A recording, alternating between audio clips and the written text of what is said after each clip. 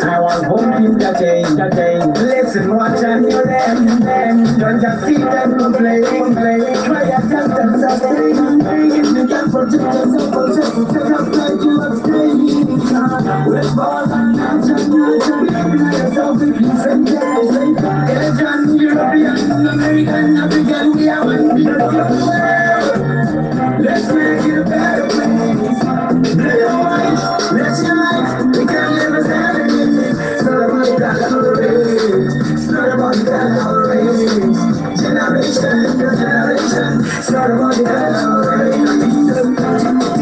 Every day, yes, we can push out to be better. We can be better every single day. We just go the way, love is the way. This universe is the only home that we have. Let's embrace, celebrate diversity. It brings quality and glory of humanity. Only God brings well for eternity. He made this world from his one creativity. No man is greater than the other.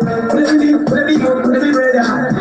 Life is so confusing. You never know what tomorrow may bring. Don't judge the book by the cover. Just remember one and what we are. We give them some praise. Do the right one and pray.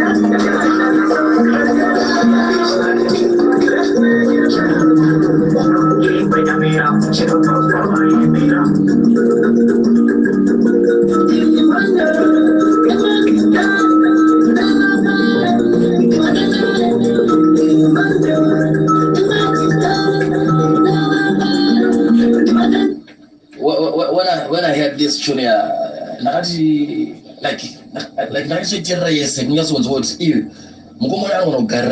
but I was shocked. But I don't smooth because I was songs a difference. So I don't know if you can answer or your thoughts. I don't know, Soldier Love. What idea would my tactics I don't know what adapter or to adjust any instrumental chilipuri never out of vibe. Mungkin idea would zanya super good inspiration I would I guess was fun as I cannot see. I mean yeah. Chandozi anjengoti mukomana anga sina beatira anosarudza ndide kana kuti type of music anotaura kuti yandide munhu aingu atomboziva kuti nanhasi aizviwana kupi zvaimba bachandoziva manjika aizoti apedza kuimba akuteerera zvinhu zvaizviyamazha waigona kuzomuona sepadai upenyu hwaitengwa paipa waigona kumuona akutochema akutoteerera meaning to say zvaaimba pamwe anga asingatozvizivi kuti ariimba nezvi but handingangoti in other words anga ari creative. It was very creative because kana uchikwanisa kuita song usina kunyora nekutanga raimboti pamwe ari akakrema kana zvakadzidzira through masong because kubva pana namagetsi nese vaya kunosvika tikati kuna nani kuna mari Queen V akaita na Queen V mari ana go back to sender many songs I can't even mention yes natural thing but it was natural I think natural power natural power. I don't know if you have any idea religion wise religion wise I fantasy. Soldier Love, I believe he was a Christian.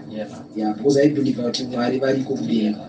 And Jalove zvakawanda zvinhu zvaaita zvakanaka zvasingatauri.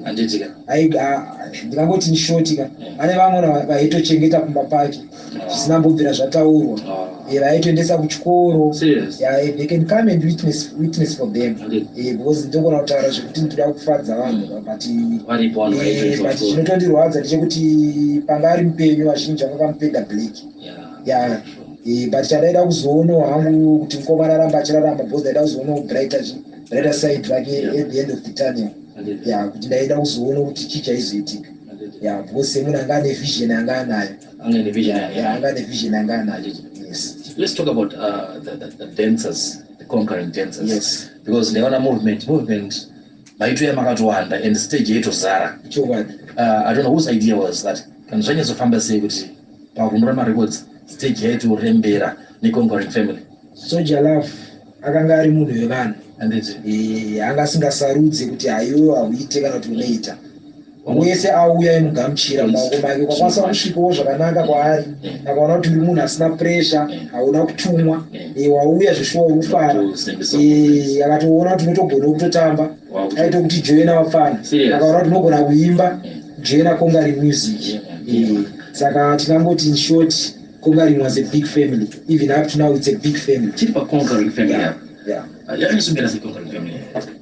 Chakaitika kutaura shuwa kubva musi wakashaya mukomana vanhu vese munhu nemunhu even inini chaiye vanhu vese hapana kamirwa nezvinhu zvakanaka because zvinhu zvakati surprise because hatina kunge takaziva ndo zvichiitika saka sofa takutotsvaya kutobuilda bet futi kuti tinge tichibatana tisenze futi nevamwe vedu zvekare zvakanaka saka ndo zvinhu zvatitoweka on it right now kuti tinge takabatana nemunhu wese angari neConquering family anodowa asingadowa hatina mani. Saka Conquering family yange ine ma-dancers, ma-artists, ma-DJ, producers.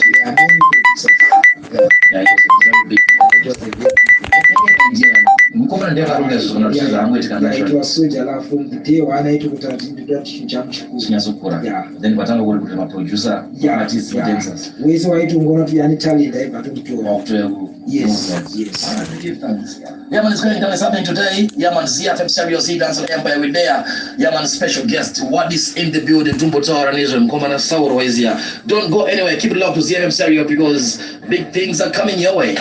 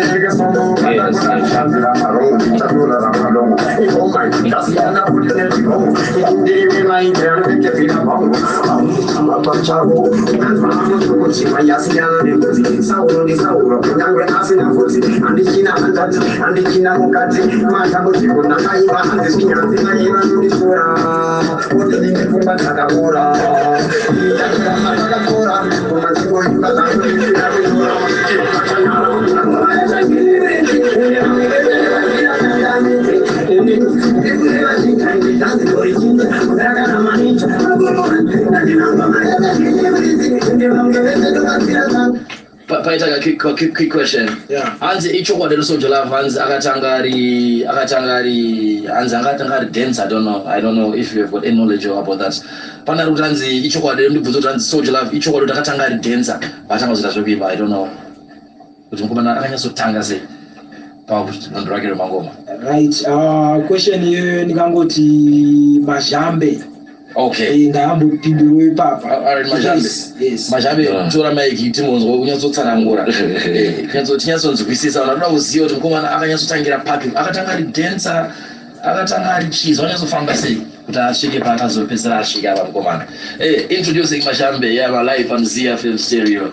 Vasingazive Mazhambe, masongs asaroniswatira payangotaura Mazhambe. I don't want greetings King Face. I don't want to see Bizana. I don't want to sample. Boy, I want to King man. I want level. You see, my Conquering fans want to you. Yeah, man. We're there. I mean, when you are Saura, I got to dance at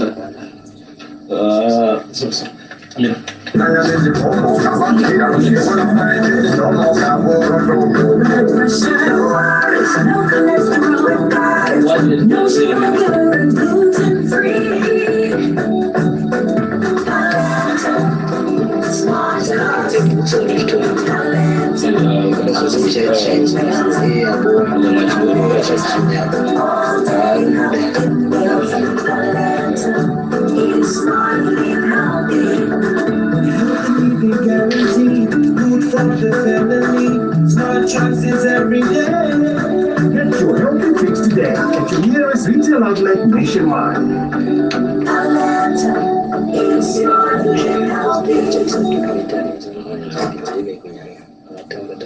My gosh, I work all day and come home to this mess? I'm going to deal with you. Your hand is raised to your wife.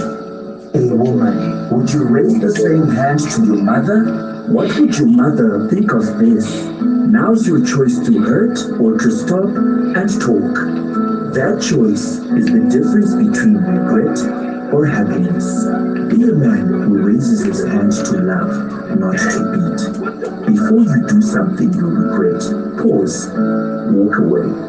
Call 08080111743 or WhatsApp 0782486559 to talk. Love shouldn't hurt.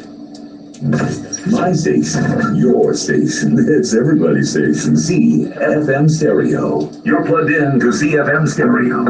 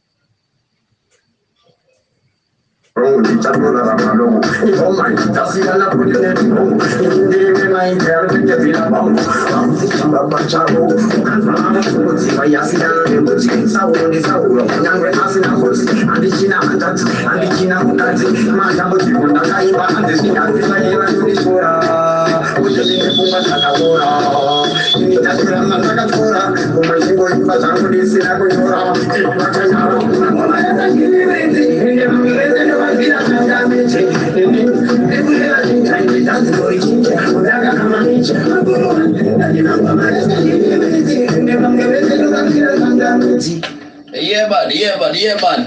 Mazhambe, mvunzi waunzi wa Mazhambe. Abira. Ungabasire kuuza vanhu vakateerera. Yeah man. Mwacha yedu kupanga iye sauro. Wachezvake paitauro jeni yake. Aitaura kuti yes pekutanga iwaze haana mbe chake tenzi. Yeah, but akatanga achi RK sound. Aiza. RK sound. Yakudara. Yeah man. Sound. Mafese embasungura. Yes. Vanhu vakatanga kuti vamborwa tanzi ravo zonzi chimboembo imwe. Serious? Yeah. Asati akutombozikana zvakudaro. RK sound yedu yakabvopisa ega vanhu ivavo. Okay. Ndokwakatangira vanhu ivavo. Kuri kuti kudheni kwavo vangane True Love Crew. Vaita zvekuimba. Saka ingoonawo RK ndokwaizopiwa time yekuti it was stage time. Any idea what first song yake, was it dance or it was urban groove or it was, I don't know, R&B? Pane zvaitaura first song yake zvangu ininga handinyasoziva kuti it was chii, but aiedza kupinda neurban groove, but time iyoyo ndo yaipisa panguva yayo zvototi mangoma aitonzi aiyo hamusi kuziva zvamunoita ngomirayi. Yeah, but still azongopindawo nedance yayo. Ko iwo na Soul Love makaziyana kupi? Ini naSauro. Ini futhi. Yeah, ini naSauro takaziyana 2012. Yeah, zvoti nimbozi ndiri parodika nemakombi zvangu maiziva. Ndo pandikatosanganawo nemukomana marounds waiza chikati tingolingo from there. Kupi wacho na? Mbari. Yeah. Okay, masana Mbari mangolinga. Tanzwo ngoma akasoundika ndatonyosa motikari yangu kuti akuite aiza vadonono motikanzi uite deep. From that day mango vibe tatango yangu because they nguwa chindiona mamusingasiyane futhi. Yeah man, yeah. We give thanks Mazhambe in the building. Yeah, we're talking about the life of Soldier Love. Discuss you what is ndizoti ndakwana imesi wanaotana zvakasiyana unoziya ghetto uptown kundona zvakasiyana. I don't know, outside music pasina mangoma kuti Saura asikuimba asikurekoda ana show ana tour aispenda nguva yake zvakaita seaita nezviri kana asiri kuti azvikunoimba kana unorekoda. Soldier Love kana anga asina show asina basa kana asina recording aitoona mamovie aitoona mamovie aitotaura nyaya achitotiudzawo jeni yake life kuti because paakatangisisa takange tisipo sakazosangana naye akutoita zvinhu zvake ndochokwadi takatanga kutomuziva kunzi Soldier Love.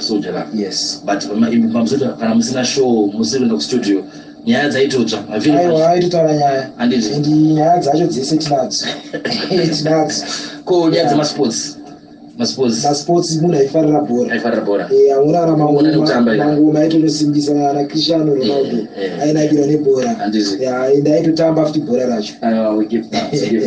Kuzoti imwe nyaya yabvunzwa nguva dziri dzatidya pane nyaya yemabookings marecordings mashows matours aihandla ndimi kana kuti maingobatsirana munhu angadongosa kuti zvaifambiswa sei?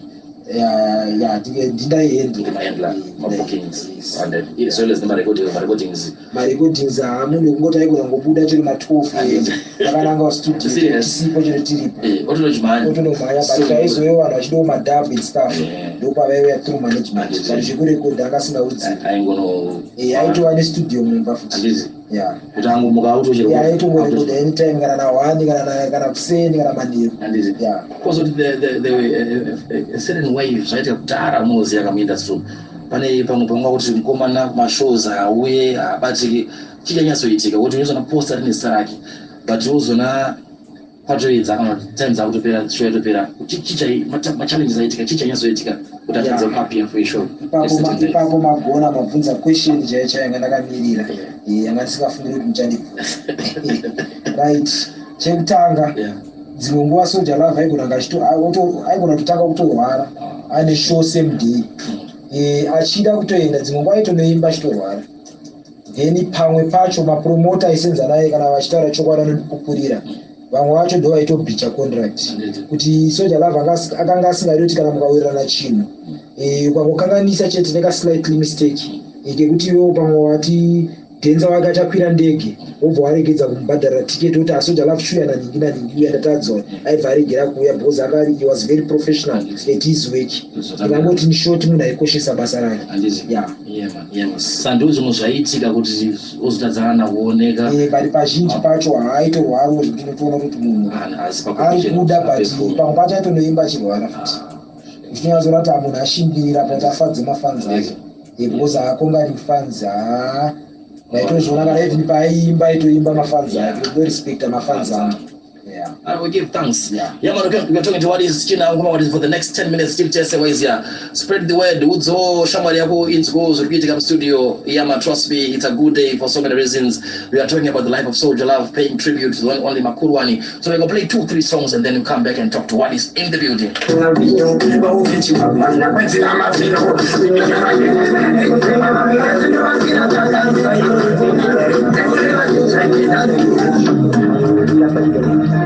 Kaindiga kunamo mapolisi katozukudikira upolisi okizira zavanu mabisi akamana patsari machisi nabatati kaindiga kunamo mapolisi katozukudikira upolisi okizira ari mabisi akamana patsari machisi apotambo kutaina sana atoinda umachana okatabitu atoiparwendo kitia amana kumosiya azira komana nyinyi mabia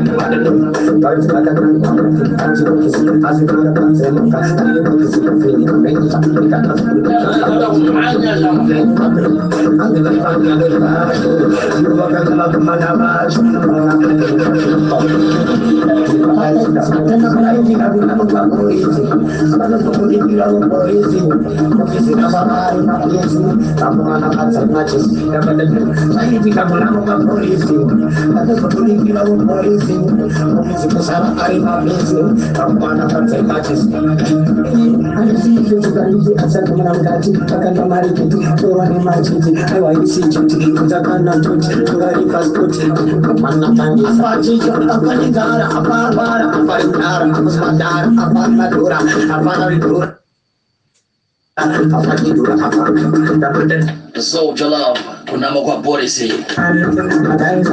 a true story, me tell no lie. You remember again, some manager? Yes, it was a controversial, very controversial. I'm a witness of our studio. Yeah, man. I will give thanks, give thanks.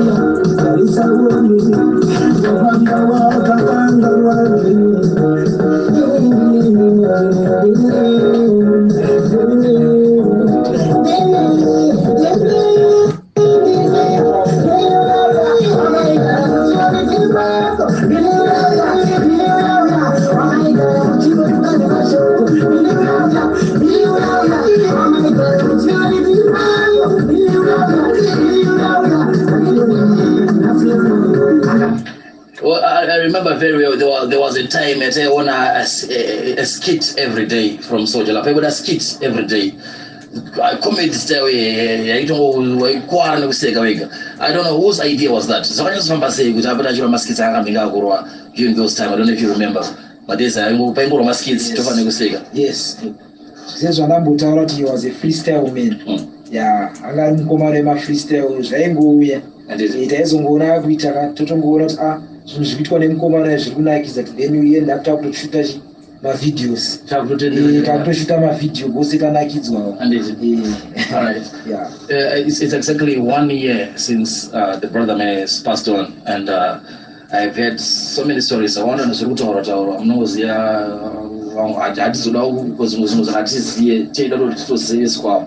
I don't know. Pani varikutobvunza kuti kumkomana alpha pasati wakana an official big commemoration as well as hanzi pakaradzwa mkomana pasati paiswa dombo. I don't know.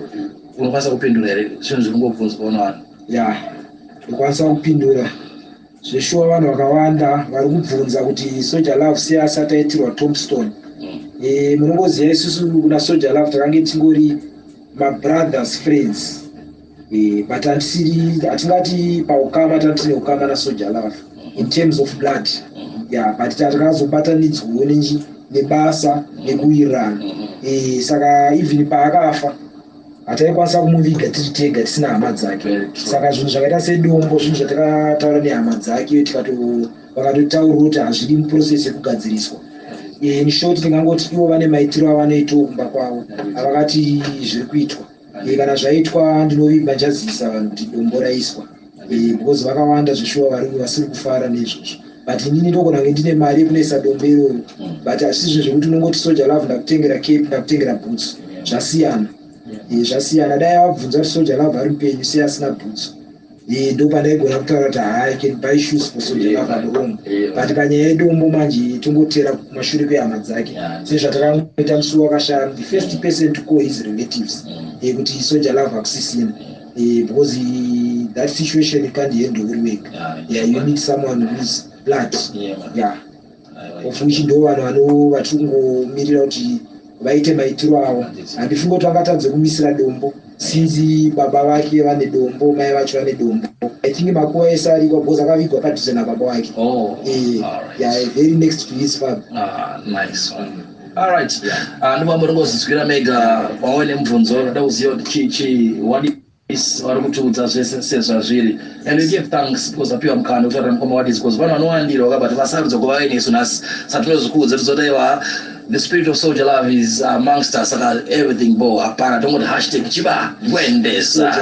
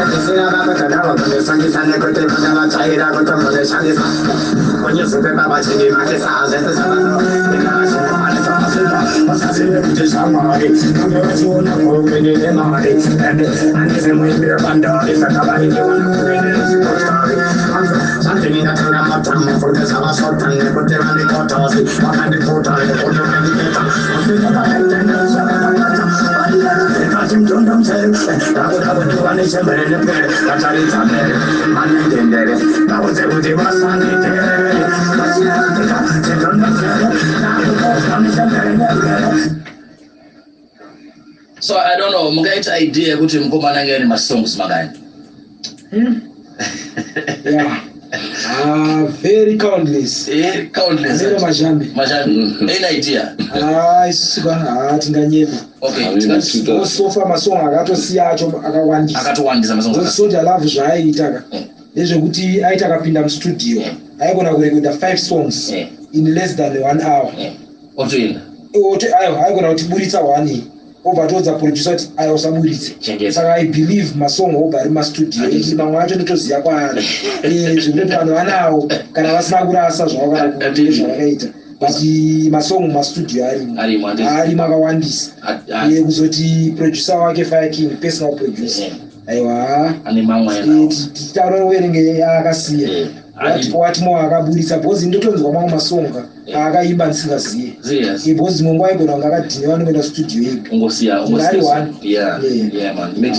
meditation ungosiya song yakotobuda meditation. And I want to let you know that kana ndichinyemba vanhu ngavataure every producer akashanda naSoldier Love ane hit song naSoldier Love, not hit ane mahit songs. Taurai kusina mahit songs kwakanorekota. Aiwa upezi paitwe hakuna very true. Apa mangoma ndaimutemba. Handiti. tomboti for now kune varipo vamwe vakatanga kuzonyatsofarira Soldier Love mushure mongatiziya vanenge vachibvunza kuti pane platform iripo here yekuti you can get music yaSoldier Love under one platform tongotaipa something tongokwanisa kuwana something kana kuti I don't know, is there yet a platform where people can get sorted in one package? Yeah, I think the easiest way to our music Facebook page. Yeah. Even my comments momo Soldier Love Conquering Legacy fans.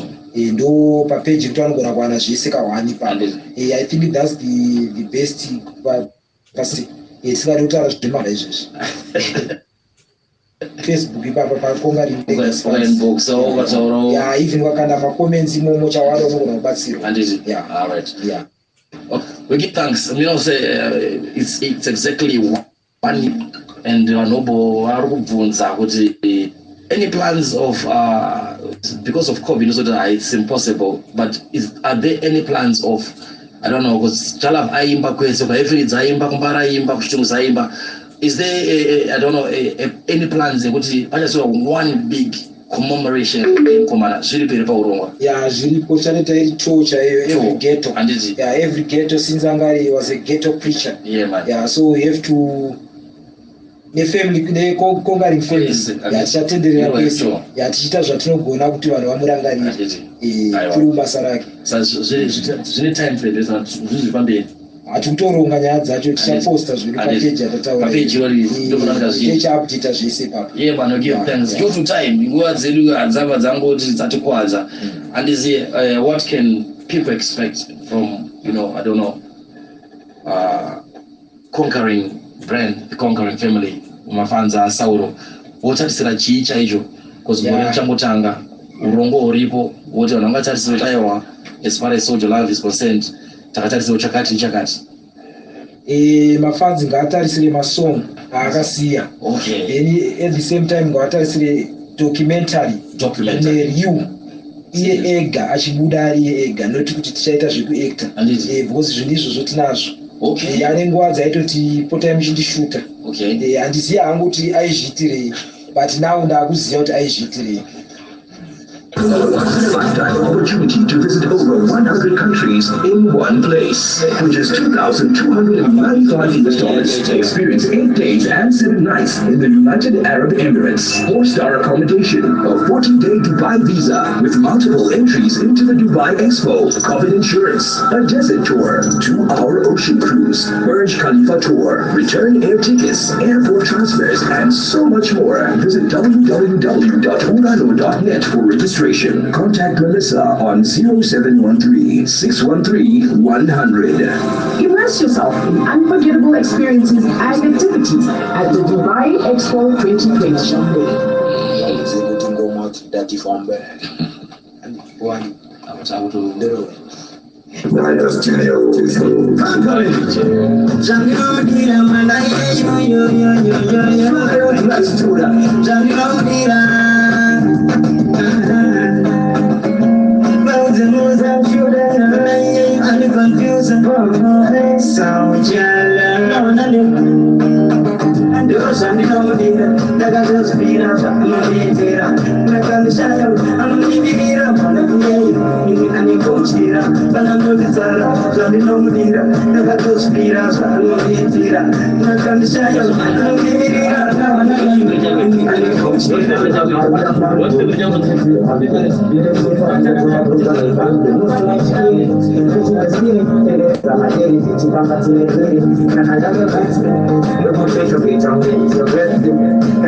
Para